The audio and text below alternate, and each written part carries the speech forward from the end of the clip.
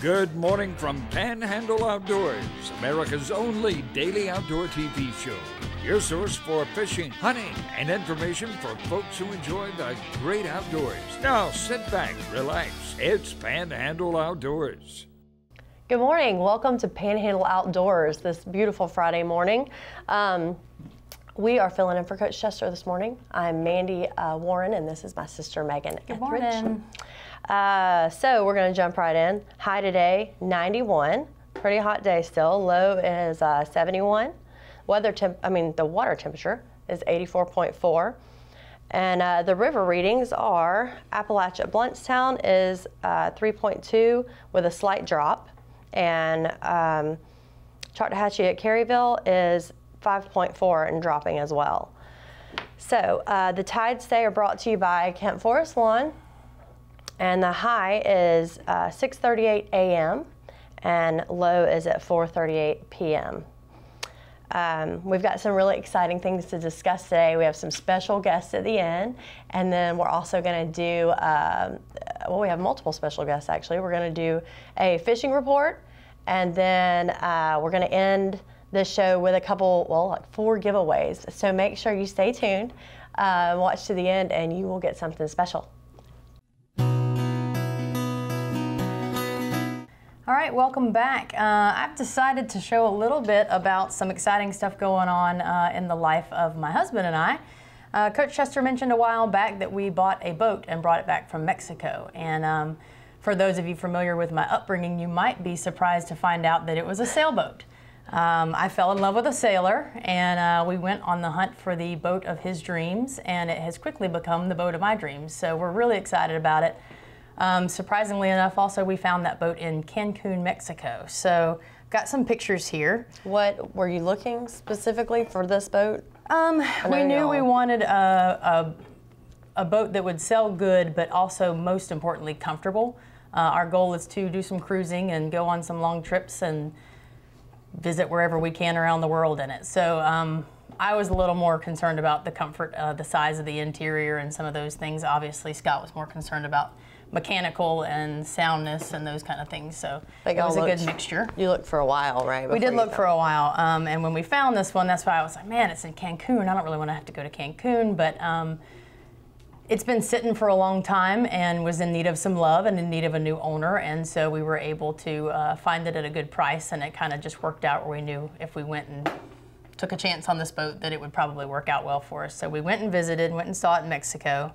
I've got some pictures of it here. We found it tied up to this rickety old dock that you have to jump across, missing planks and such too. But we fell in love with it right away. We knew that we had a lot of work to do to it, but fortunately we're in a spot with Miller Marine where we can do that work. And if you don't know, we have a boatyard in Southport called Miller Marine. Thank you. It's a family-owned and run boatyard, and we do everything from small boats to large boats. And so luckily, when Megan found this boat, she was able to do those kind of repairs at the facility. Right, yeah, we probably would not have been able to tackle buying a large boat. This is a 47-foot Gulf Star. Had we not known that we have my dad's knowledge and experience and the facilities that we have and the ability to be able to do that. We've got a great crew that very knowledgeable, been around doing it for a long time, so we felt comfortable buying a boat and kind of biting off this large of a boat. So here's my husband Scott as we set sail from Mexico. The family wasn't real thrilled about this journey. We opted to just go straight up from Cancun and straight across the Gulf. We had a goal. We figured we could probably make it in around 4 days, a little more than 4 days. So Dad was not thrilled.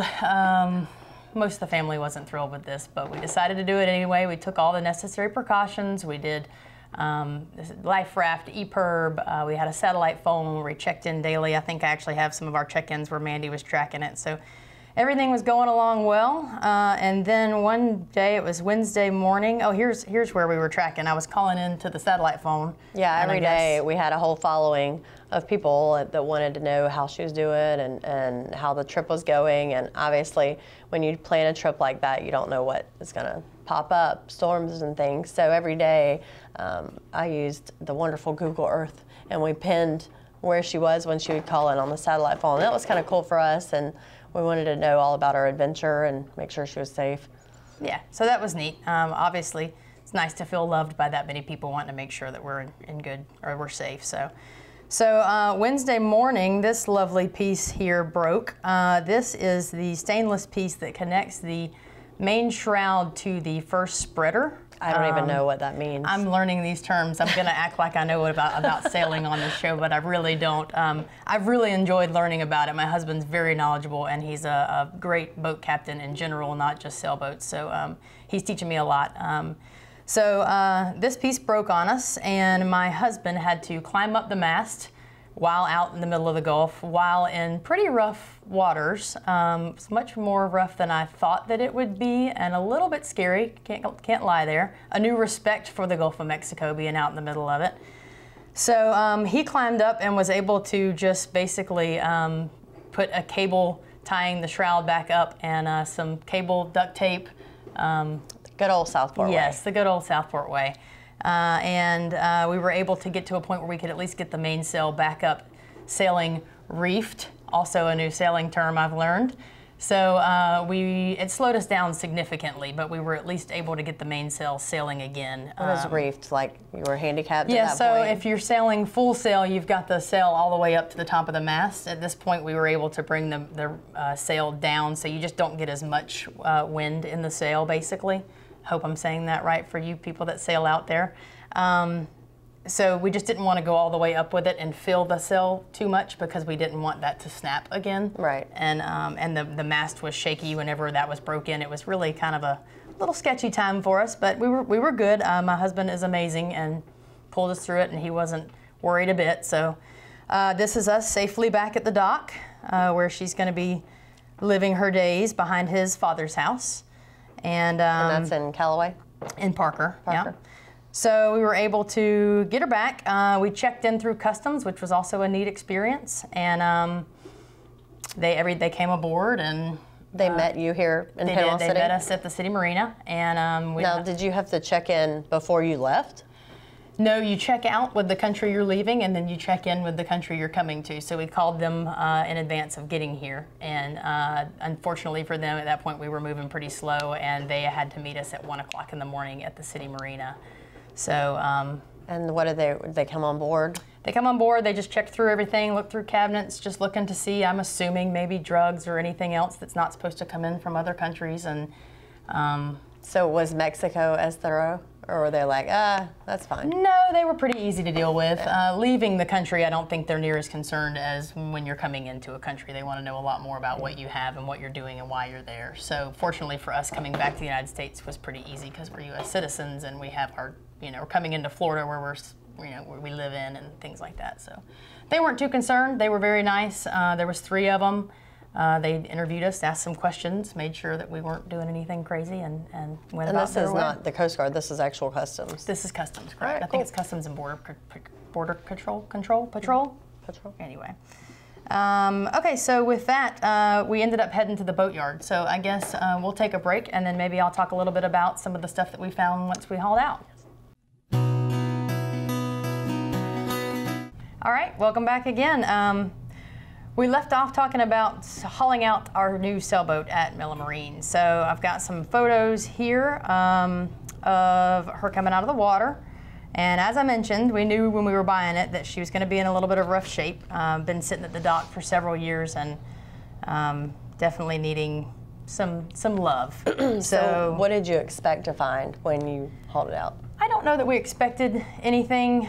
We planned for the worst, but hoped for the best. So you didn't have a survey done? We did not get a survey done. You opted not to do that? Correct. But that is not what we recommend at Miller Marine. We do recommend always getting a survey before you purchase a boat, because if not, you are surprised. Now, luckily, Megan knew what she was getting into, but a lot of people get to the dock and we see and they're like, their eyes are just like, oh no, what have I done? So always get a survey. Yeah, and I'll show you some of the things that we found, and some of the things that we found are very expensive repairs. And that's where we run into customers that maybe weren't planning for that kind of expense. Fortunately for Scott and I, we knew what could be. We hoped, again, that we wouldn't end up with anything too bad, but we pretty much found about as bad as we could have hoped for, or as bad as we could have expected on the bottom. But we just knew for the price we got the boat and what we knew going into it the repairs would cost, it was still going to be okay if we did find that. So for us, it was expected, planned for. A lot of people don't realize the expense that goes into a project like this. So with that, I'll show you guys a little bit about what we found. So we sandblasted the bottom, and Mandy was asking why I chose to do that. Our choice in doing that was mainly to see what we were working with. We knew this boat's been sitting in the water for a long time, and we didn't want to take any chances by just doing a bottom job and putting it back in the water and thinking everything was great. So we decided to sandblast, and just to see what we were working with. So this is a shot of them sandblasting the bottom here, and unfortunately, at that point, let's see, Mandy actually brought this photo along to show some blisters. I just wanted to use the opportunity with Megan going through this experience to show people what you are looking for when you do haul a boat out. And it's hard to see in this picture. I wish I had a better picture, but you can see the little bubbles. And you know, if you run across a handful, those can be fixed, ground out, fiberglass, and put back. But when you run across this particular boat, and even, did yours have a ton of blisters? Yes. And even Megan's boat, if there are too many little blisters, I'm talking hundreds, you have to sandblast like Megan did to get everything off to see what you're working with. And you don't want those blisters to spread to each other and just become one big blister or delamination, you know, of your bottom. So that was just a picture I wanted to show of that. And I think the next picture I shows this boat, which is not Megan's boat, but this boat when we planed it, and you can see where a lot of those voids were. But go ahead with your boat. Yeah, so in our boat, in our case, we actually had several deep blisters. Like Mandy said, you can have a bunch of blisters that a lot of times if you sandblast and they're just small, you can get what you need, come back with a skim coat, fill those in, and go back with barrier coat and bottom paint, which we'll talk a little bit more about here shortly. But in our case, we had a lot of pretty deep blisters that would have required, if you only have a few, you can grind those out and then re-glass them in. In our case, we had a lot, so it was determined we needed to peel. So that's what's been done to this boat that Mandy was just talking about. And here's a video of the peel process. It's a really cool process. He's actually able to take, gosh, I don't even know the measurement, but it's the gel coat off of the bottom down to the fiberglass. He can choose the thickness that he wants to take off. Okay. So yeah, in this case, you're just trying to get down to good glass. So he took a pretty good thick layer off just to get all the gel coat off and get back down to good fiberglass, at which point we still had to grind open quite a few blisters. We found that the keel was completely saturated and had to get some water out of there. And so now we've started the process of drying it out. And Daniel Cole, marine surveyor who Coach Chester has on here pretty regularly, I think, these days.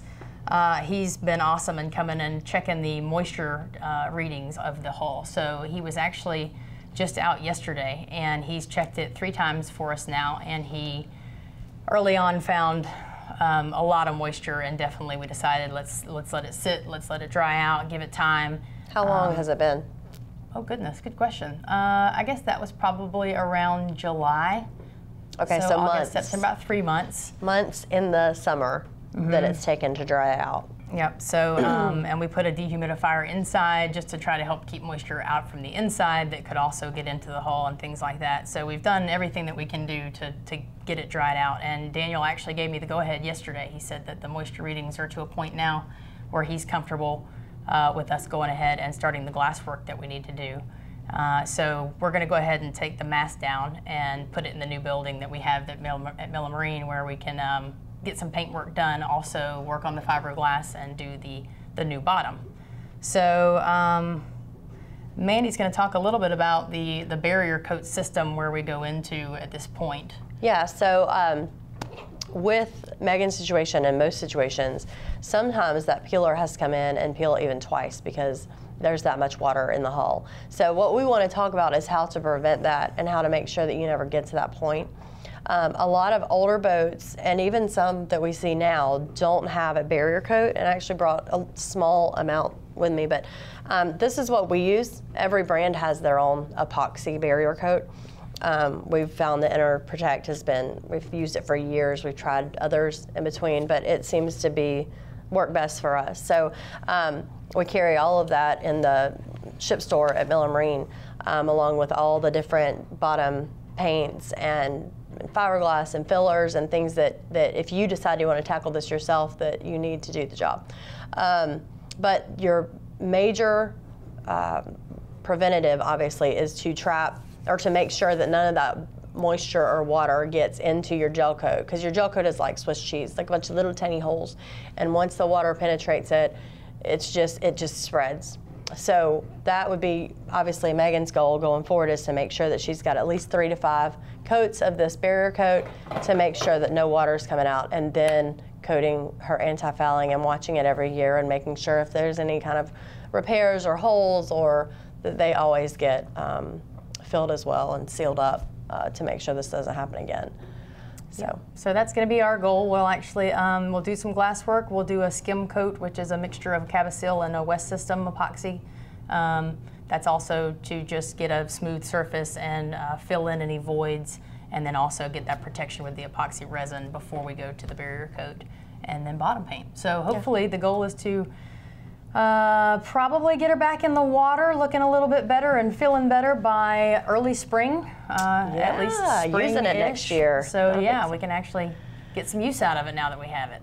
We're gonna take a quick break, and then on the flip side, we have got some exciting stuff happening around the community to tell you about, and your special guests to meet.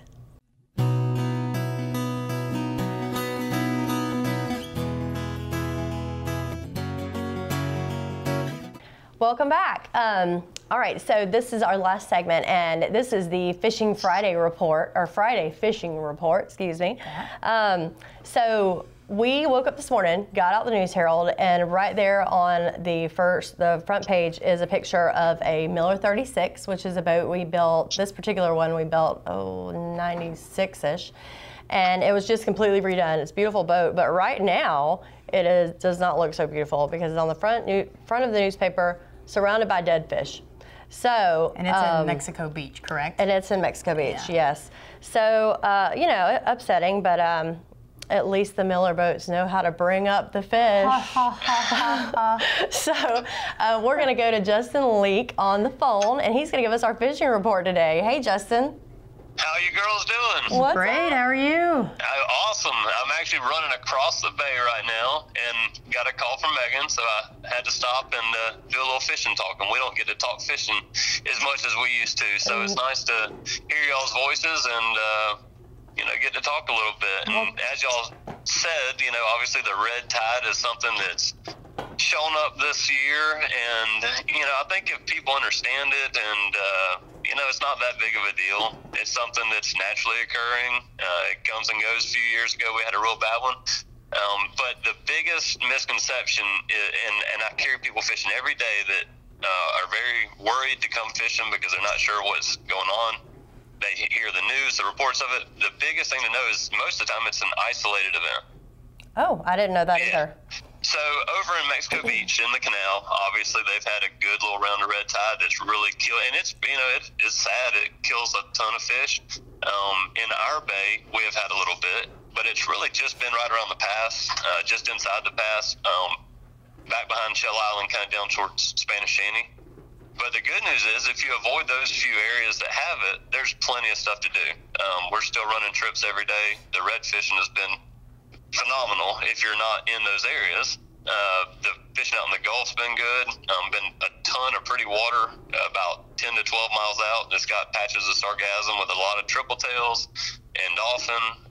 So there's plenty of good things still to do. Yeah, Justin, I've heard a lot lately about how good the redfish fishing has been. What do you think that you attribute that to, like the changes when they went to the slot red or anything like that? Or what are your thoughts on why that's so good right now?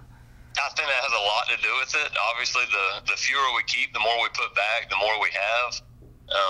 And I'll be honest with you right now, and this is something that we should be careful about. Right now, the red tide can actually make the red fishing better. We've seen a lot of dead redfish in those areas affected by the red tide, but what it does do is pushes fish away from those areas and kind of concentrates them. The same way that a wildfire can kind of burn through some woods and maybe push a lot of deer to a certain area to kind of seek shelter from that fire, the red tide will kind of do that as well. So what we're doing is we're fishing outside those areas that are affected by the red tide, and we're finding good numbers of redfish, but we are 100% catch and release only. We realize that those fish are being pressured by the red tide. So we want to do anything we can to help them out. All right. Well, we've got that's awesome, and we appreciate your update. So we're gonna let you go and do some quick events that are coming up, and we'll talk to you soon. Thanks a lot, Awesome. Justin. Good talking to y'all. Appreciate you. Take care. All right. Bye. So that was awesome. We love Justin. He's so great. Thanks, Justin. So also, real quick, we don't have long, but we wanted to do a couple quick drawings. We've got 2 Miller Marine t-shirts. This is our new design. Love, love, love it. Designed by our uncle. Yes. Thanks, Uncle B. Talent. Meg, go ahead. All right. Whoops, I got 3. Don Clemens out of Bluntstown. All right, good job, Dawn. And you can pick that up at Miller Marine You can pick in your size Southport. and color, anything you'd like. And Cindy McElreath, I'm going to say, out of Panama City Beach. Cindy McElreath. So, All right. yeah, you can visit us in Southport, located on Grassy Point Road, and we'll get you set up with your sizes and colors and all that good stuff. And then another thing coming up is the Cartercraft show. And we want to make sure that everybody knows about that. We did it last year. It's on November 4th, I think. No, 3rd. I'm sorry, November 3rd. It's a big event. Last year, our dad participated. Year before last. Year before last, I'm sorry, participated. He has a Cartercraft. Cartercrafts were built by Mr. Carter here in town, in Parker, actually. I think it started in 1951. So that's a really cool event. So we definitely want to support that. It's actually it's down there by the old Panama Marine. So if you want to go to that, you definitely should. Also, real quick, last thing, our special guest today. These are my babies. In lieu of squirrel season, not in lieu, but in light of squirrel season, we wanted to show them off. This is Hazel, Barkley, and Charlie Man. And we just love our babies. Mandy's been doing a little bit of squirrel rescue lately, so that's why we ended up with these babies. Yeah, so anyways, they came to tell you to be careful and safe during squirrel season coming up. Starting next weekend, I believe, the 13th. So. In the meantime, have a great day. Do something good for somebody, as Coach Chester would say, and we'll see you next time. Thanks a lot. Thanks for watching America's only daily outdoor TV show, Panhandle Outdoors with Winston Chester, featuring hunting, fishing, and other activities and information to help you enjoy the great outdoors. Join us next time for Panhandle Outdoors.